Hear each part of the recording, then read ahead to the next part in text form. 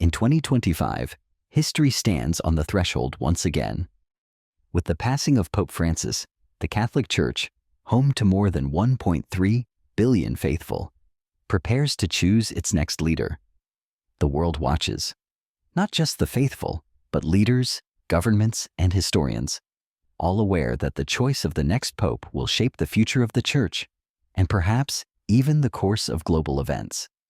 Today, we'll walk through the leading candidates, their journeys, their strengths, their visions for the Church.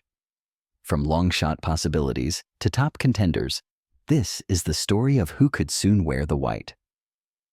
Welcome to the Curious Vault. Born on August 9, 1958 in Differdange, Luxembourg, Cardinal Jean-Claude Hollerich has become one of the most internationally respected voices in the Catholic Church.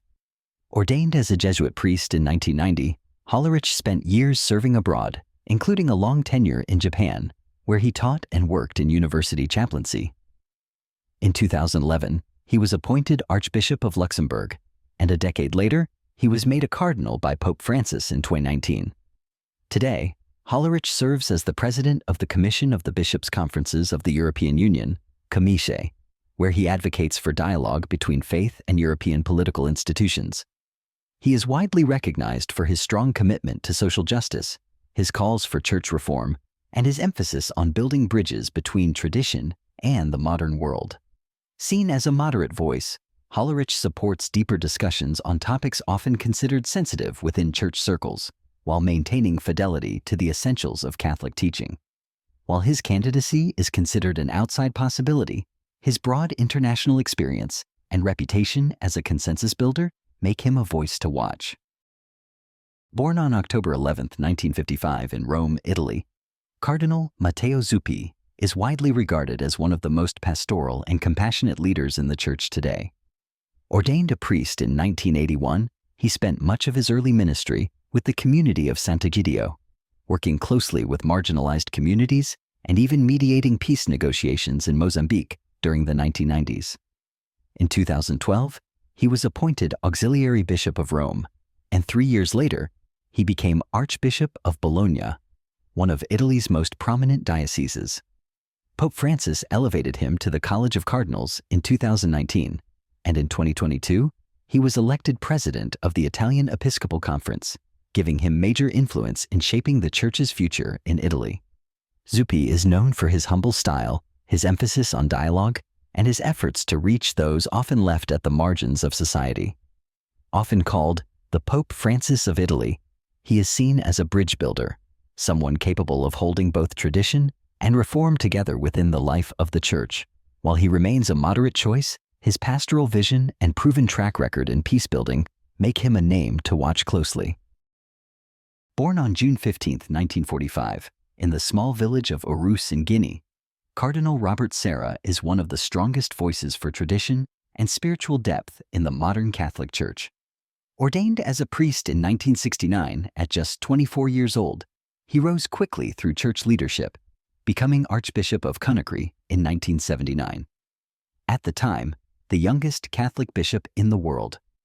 Throughout the 1980s and 1990s, he gained international respect for his courageous opposition to the Marxist regime in Guinea, defending religious freedom under severe political pressure. In 2001, he was brought to Rome to serve at the Congregation for the Evangelization of Peoples, and in 2010, Pope Benedict XVI made him a cardinal. Later, Pope Francis appointed him prefect of the Congregation for Divine Worship, tasking him with overseeing the Church's global liturgical practices. Sarah is known for his deep interior life, his call to silence and prayer, and his strong defense of traditional Catholic teachings. He is the author of best-selling spiritual books, and although his views are considered more conservative, his personal holiness and courage have earned him widespread admiration. While some consider his candidacy less likely today, Cardinal Sarah's moral clarity ensures he remains a respected figure in the global Church. Born on January 22, 1945, in Skalka, in what is now the Czech Republic, Cardinal Christoph Schönborn has long been one of the Catholic Church's leading theological voices. After his family resettled in Austria following World War II, he entered the Dominican order and pursued studies in theology and philosophy, learning under renowned scholars like Father Joseph Ratzinger, the future Pope Benedict XVI. He was ordained a priest in 1970 and later became a respected professor of theology and a key contributor to the Catechism of the Catholic Church, one of the Church's most important documents in the modern era. In 1995, he was appointed Archbishop of Vienna, a role he has held for nearly 3 decades, navigating Austria's rapidly secularizing society with a careful pastoral touch. Created Cardinal in 1998 by Pope John Paul II, Schönborn has since played a major role in global church debates on family, doctrine, and cultural engagement. He is known for his calm leadership, his intellectual rigor, and his ability to hold complex theological truths in tension with compassion for modern realities. While he has expressed reluctance to assume the papacy, his long experience and global respect still make him a name the Church will listen to closely. Born on June 8, 1944, in La Motte, Quebec, Canada, Cardinal Marc Ouellet has been a major figure in shaping the global leadership of the Catholic Church. After his ordination to the priesthood in 1968, he pursued advanced studies in theology, earning degrees in both Canada and Rome. He later taught at seminaries and universities across Canada and South America, building a strong reputation as a theologian and teacher. In 2002, Pope John Paul II appointed him Archbishop of Quebec, and in 2003, he was elevated to Cardinal. In 2010, Pope Benedict XVI chose him as prefect of the Congregation for Bishops, giving him immense influence over the appointment of bishops worldwide, a position he held for more than a decade. Cardinal Ouellet is known for his fidelity to church teachings, his diplomatic skills, and his efforts to maintain unity within the Church amid a time of growing cultural divides. He has also been deeply involved in Vatican diplomacy, representing the Holy See in major theological and political dialogues. Though considered a potential papal candidate in earlier conclaves, his age and recent controversies have somewhat dimmed his prospects. Still, his experience and long service at the heart of Vatican governance ensure he remains a respected voice. As the conclave draws closer, 3 names stand out above the rest: men whose experience, leadership, and vision for the Church have placed them at the very center of the conversation. Each brings a different path, different strengths, and a different future for the Catholic Church. Now, we turn to the top 3 contenders for the papacy. Born on October 11, 1948, in Nsukka, Ghana, Cardinal Peter Turkson has spent a lifetime becoming one of the Church's most respected voices on justice, peace, and global development. After early seminary education in Ghana and the United States, Turkson pursued advanced studies at the Pontifical Biblical Institute in Rome, earning degrees in sacred scripture, one of the Church's most demanding academic disciplines. He was ordained a priest in 1975, and by 1992, he was appointed Archbishop of Cape Coast, leading the Church in Ghana through a time of political change and economic challenges. In 2003, Pope John Paul II elevated him to the College of Cardinals, making Turkson only the 2nd Ghanaian cardinal in history. In 2009, he was called to Rome to lead the Pontifical Council for Justice and Peace, where he helped shape the Church's response to globalization, economic inequality, and environmental degradation. Later, as prefect of the Dicastery for Promoting Integral Human Development, he oversaw the Church's global work on issues ranging from migration to healthcare to the environment. Cardinal Turkson is known for his powerful advocacy for the poor, his willingness to engage with political leaders across ideological lines, and his emphasis on Catholic social teaching as a living force for change. He speaks multiple languages fluently, and his calm demeanor and global perspective make him a figure of deep respect both inside and outside the Church. If elected, Turkson would be the first pope from sub-Saharan Africa in modern times, a powerful sign of the Church's growing future outside Europe. While some question whether he fits the precise mold sought by today's cardinals, his experience, global credibility, and moral authority make him a candidate impossible to ignore.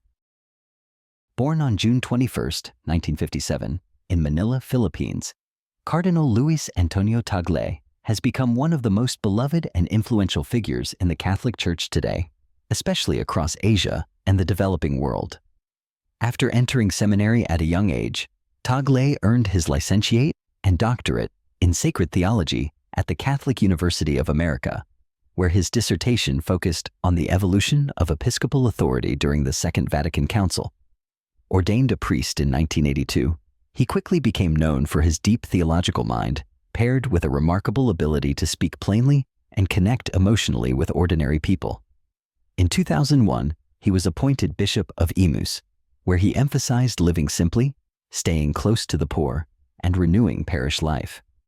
In 2011, Pope Benedict XVI appointed him Archbishop of Manila, placing him at the head of one of the largest and most vibrant Catholic communities in Asia. A year later, in 2012, he was created a cardinal. And in 2019, Pope Francis called him to Rome to serve as prefect of the Congregation for the Evangelization of Peoples, essentially overseeing the Church's missionary work around the world. Tagle is often called the Asian Francis for his joyful humility, his emphasis on mercy and inclusion, and his vision of a church that listens before it speaks. He is known for weeping openly during sermons, for embracing the poor and marginalized without hesitation, and for his passion for telling the gospel story with both heart and intellect. If elected, Tagle would become the first pope of Asian descent in modern history, a profound symbol of the Church's demographic shift toward the global South. While some observers wonder if his close association with Pope Francis's reforms could polarize some voters, there is no doubt that Cardinal Tagle's blend of academic brilliance, pastoral heart, and missionary vision would leave a lasting mark on the papacy. Born on January 17, 1955 in Schiavon, Italy, Cardinal Pietro Parolin is often regarded as the most prepared candidate to step into the papacy, combining diplomatic skill, deep theological knowledge, and decades of Vatican leadership experience. After seminary formation in Vicenza, Parolin entered the Vatican's diplomatic service in 1986, working on sensitive missions in Nigeria and Mexico, before being called back to Rome. His calm, steady approach and fluency in multiple languages made him a trusted figure inside the Vatican's corridors of power. In 2002, he was appointed Undersecretary for Relations with States, effectively the Vatican's deputy foreign minister, where he helped manage delicate negotiations with Vietnam, China, and other countries with strained church relations. In 2009, he was appointed Apostolic Nuncio to Venezuela, navigating a politically volatile environment with quiet but firm diplomacy. In 2013, Pope Francis appointed him Secretary of State, placing him in charge of Vatican diplomacy, internal governance, and overseeing many of the Pope's most critical day-to-day affairs. In 2014, he was created a cardinal.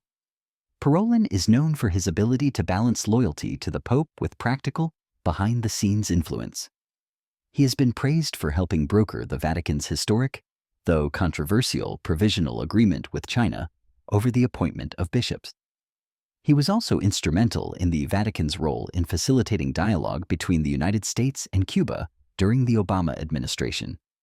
Those who know him describe him as discreet, strategic, and unflappable, someone who understands both the spiritual and political weight of the papacy in the modern world.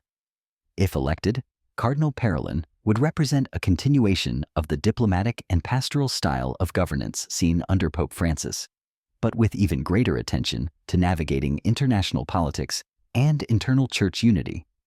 While some cardinals may prefer a more dynamic figure to symbolize a new era, many see in Parolin a steady hand, a leader capable of shepherding the church through turbulent waters with quiet strength. As the conclave approaches, three names rise more often than the rest. Cardinal Pietro Parolin, the experienced diplomat, trusted for his steady leadership and global vision. Cardinal Luis Antonio Tagle, the pastor from Asia, offering a voice of compassion, missionary energy, and deep personal humility. And Cardinal Peter Turkson, the advocate for justice, whose African roots and global outlook could mark a historic shift in the Church's journey.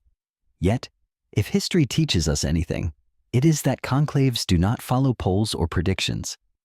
The Holy Spirit moves in silence, And the cardinals often choose the man who best meets the needs of the moment, not the expectations of the world. Some candidates would represent continuity. Others would symbolize profound change. All would carry the hopes and burdens of 1.3 billion Catholics. The next pope will not only inherit a church facing questions, challenges, and renewal. He will inherit a world still looking to the white-robed figure on the balcony of St. Peter's Basilica for faith, for leadership, and for hope. The next chapter is about to begin, and the world is watching.